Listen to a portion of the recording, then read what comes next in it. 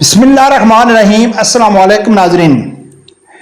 नाजरीन, पाकिस्तान के जुड़वा शहर रावलपिंडी और इस्लामाबाद में पाकिस्तान की सबसे बड़ी सियासी जमातों के पावर शो 7 सितंबर को रावलपिंडी में तहरीक लबैक का पावर शो और 8 सितंबर को इस्लामाबाद संजानी के मकाम पर पीटीआई का पावर शो। तहरीक लबैक पाकिस्तान के पावर शो में जलसे में जो लियाकत बाग में था खत्म नबूवत के गोल्डन जुबली के हवाले से, तो उसमें पीर सैयद ज़हीरुल हसन शाह साहब की वापसी और पीटीआई के जलसे में पुलिस की तरफ से शेलिंग करना और कारकुनों को गिरफ्तार करना, इन दो जलसों में दो वाक़ियात ने पाकिस्तानी कौम के सामने बहुत कुछ वाज़े कर दिया। उनके लिए किबले की जो दुरुस्त सिमत है, अगर वो जानना चाहते हैं तो उनके सामने वाज़े हो गई कि पाकिस्तान का दलेर बहादुर लीडर कौन है और सही जमात पाकिस्तान की कौन है। नाज़रीन, पहले बात करते हैं तहरीक लबैक की, फिर इमरान खान की जलसे की बाद में बात करेंगे, फिर आपको सही समझ आएगी। लियाकत बाग में तहरीक लबैक का जो पावर शो था खत्म नबूवत की गोल्डन जुबली के हवाले से, बहुत बड़ा ज़्यादा पावर शो था। अच्छा, तहरीक लबैक का बड़ा पावर शो कोई मैंने नहीं रखता है, क्योंकि इसको कहा गया है कि ये मुट्ठी भर लोग हैं, तो हम मुट्ठी भर ही काफ़ी हैं कि मुट्ठी भर होने के बावजूद भी पाकिस्तान की जितने भी लिबरल साफ़ी हैं वो इस चीज़ को मानते हैं कि तहरीक लबैक की वहद पाकिस्तान की जमात है कि जो पाकिस्तान में चेंज ला सकती है, मुल्क जाम कर सकती है, अपने मुतालबात मनवा सकती है, जब चाहे जिस वक्त रोड पे निकल के अपने मुतालबात मनवा सकती हैं। जब ये टाइटल इस जमात को मिल गया है तो फिर तादाद मैटर नहीं करती। उस लियाकत बाग के प्रोग्राम में शाहजी, यकीनन इस शाहजी की जो एक महीने से वो थोड़ा मंजर आम से गायब थे, तो ये खदशा ज़ाहिर किया जा रहा था। इसके ऊपर मैंने वीडियो भी बनाई और उस वीडियो में मैंने ये भी कहा था कि मुझे पूरा यकीन है और इंशाल्लाह वो वापस आएंगे। और खुशी की खबर ये है कि पार्टी क़यादत, पार्टी चेयरमैन पीर सैयद ज़हीरुल हसन शाह साहब के बयान के साथ खड़े थे और ये भी खदशा ज़ाहिर किया जा रहा था कि हो सकता है कि पीर अफजल कादरी साहब, हो सकता है कि पीर सैयद ज़हीरुल हसन शाह साहब भी या खुद साइड पे हो गए हैं या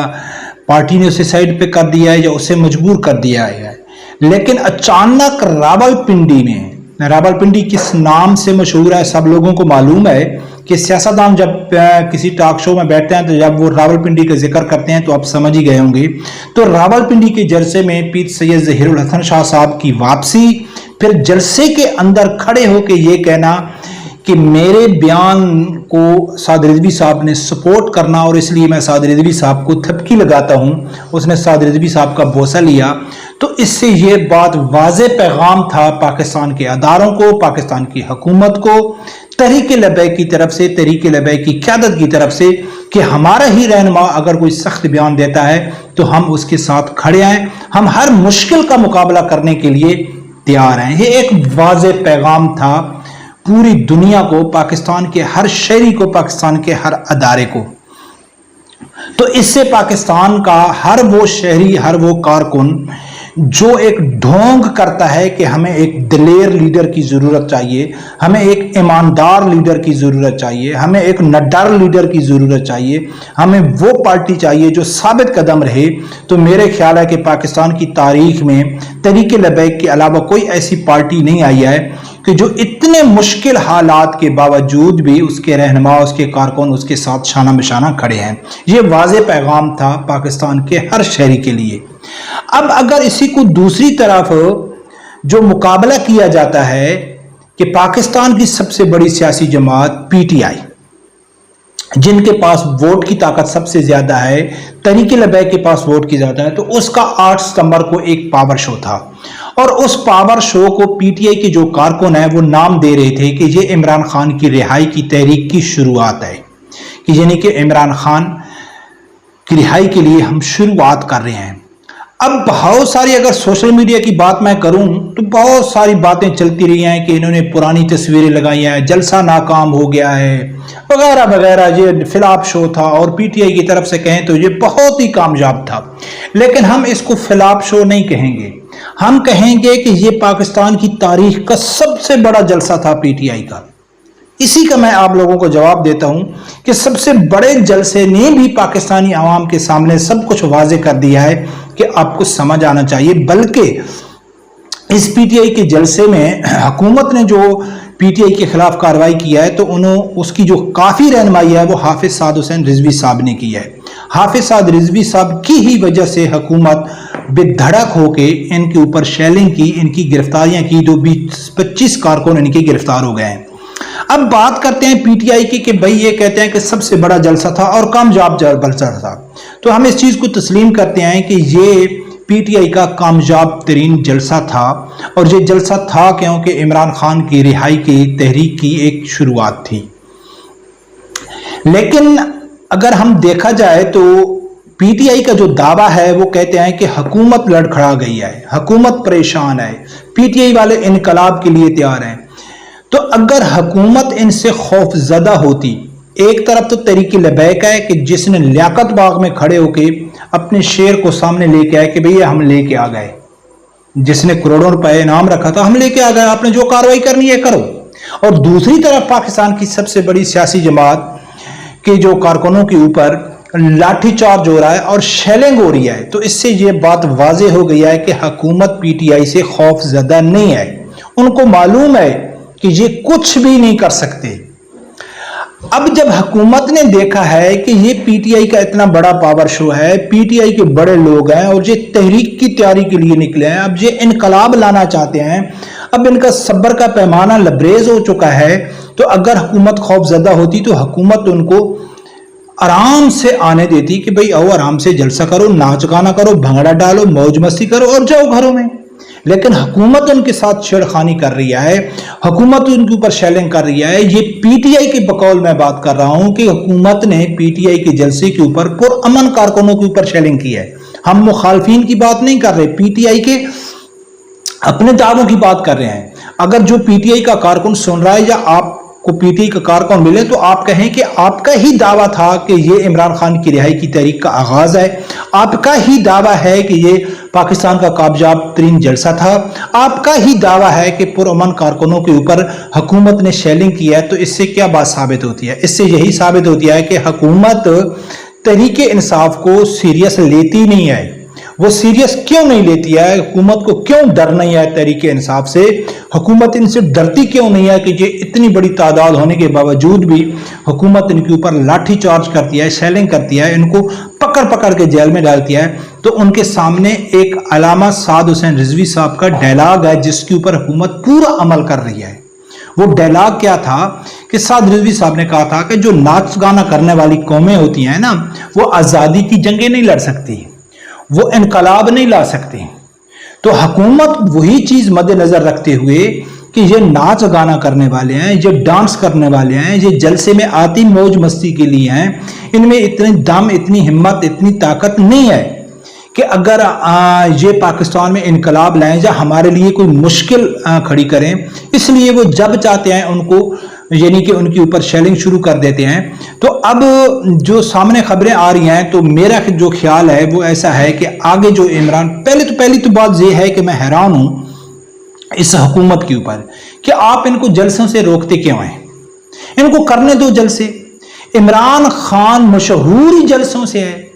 کہ جب اس کو حکومت سے اتارا گیا تو اس نے کتنے بڑے جلسے کیے اور ان جلسوں سے کیا حاصل ہوا؟ پی ٹی آئی کو ٹھمکا بھی حاصل کیا ہوا؟ کچھ بھی نہیں ہوا. جلسے کرتے ہیں، ناچ گانے کرتے ہیں، موج مستی کرتے ہیں اور چلے جاتے ہیں اور اسی کے اوپر وہ خوش ہوتے ہیں کہ دیکھو ہمارا اتنا بڑا جلسہ تھا، لاکھوں کی تعداد میں لوگ آئے، حکومت کی کانپیں ٹانگ گئی ہیں وغیرہ، یہ ہو گیا وہ. آرام سے ان کو جلسے کرنے دو بھائی، جلسے کرتے رہو، اپنا پیسہ خرچ کرتے رہو، کیونکہ آگے جلسے کے علاوہ تو یہ کر بھی کچھ نہیں کر سکتے. ٹھیک ہے نا؟ تو حکومت بار بار ان کو انگلی کرتی ہے کہ یار یہ کوئی حرکت کریں، یہ کوئی غیرت کریں، کوئی نکلیں کہ ہم ان سے حساب برابر کریں، ہم ان کو پکڑ کے جیل میں ڈالیں.